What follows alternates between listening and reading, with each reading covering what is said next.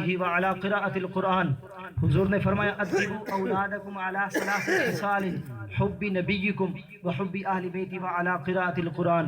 اب سننا میرے مصطفیٰ نے کیا فرمایا۔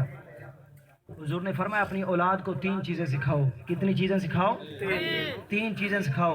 یا رسول اللہ کون سی ہیں؟ فرمایا اپنی جو اولاد ہے نا اس کو تین چیزیں سکھا لینا۔ یا رسول اللہ کون سی ہیں؟ فرمایا میرا ادب سکھانا۔ سبحان اللہ۔ کیا سکھانا؟ میرا ادب سکھانا، اپنے نبی کی محبت سکھانا۔ کیا سکھانا اپنی اولاد کو؟ نبی کی اپنی نبی کی محبت سکھانا۔ آگے کیا فرمایا؟ حضور نے فرمایا میری جو اہل بیت ہے ان کا ادب سکھانا۔ کیا فرمایا؟ میری جو گھر والے ہیں جو میرے قریبی ہیں ان کی محبت سکھانا۔ پہلے نمبر پر فرمایا میری محبت سکھانا، پھر فرمایا میری اہل بیت کی محبت سکھانا، پھر میرے مصطفیٰ نے آگے کیا فرمایا؟ فرمایا وَعَلَىٰ قِرَاءَةِ الْقُرْآنِ۔ حضور نے فرمایا اپنی اولاد کو اللہ کے قرآن کی تلاوت سکھانا۔ کیا سکھانا؟ اللہ کے قرآن کی تلاوت سکھانا، قرآن کو پڑھنا سکھانا، قرآن پر عمل کرنے والا بنا دینا۔ یا رسول اللہ پھر کیا ہوگا؟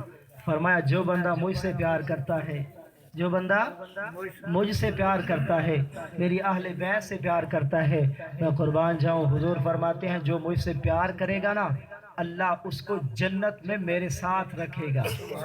جو حضور کی اہل بیت سے پیار کرے گا، حضور نے فرمایا جو میری اہل بیت سے پیار کرتا ہے نا اس نے مجھ سے پیار کیا۔ کیا کیا؟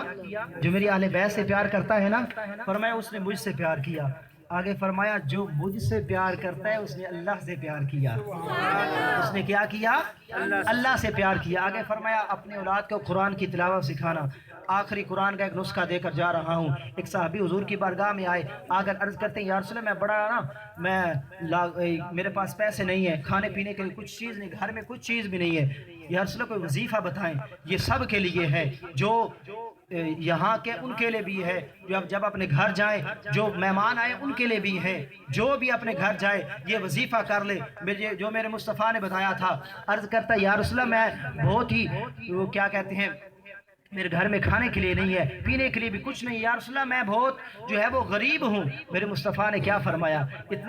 اتنا جو ہے احسن، اتنا حسین جملہ میرے مصطفیٰ نے فرمایا۔ حضور نے فرمایا جب تو اپنے گھر جائے نا تو یا رسول اللہ کیا کروں؟ حضور نے فرمایا جب گھر اندر داخل ہونا کہے السلام علیکم ورحمۃ اللہ وبرکاتہ۔ کیا کہنا ہے؟ السلام علیکم ورحمۃ اللہ وبرکاتہ۔ یا رسول اللہ پھر کیا کروں؟ حضور نے فرمایا ایک دفعہ سورہ اخلاص پڑھ لینا۔ کیا کرنا؟ سبحان اللہ۔ جب گھر جائے کیا کرنا ہے؟ سب سے پہلے السلام علیکم ورحمۃ اللہ وبرکاتہ۔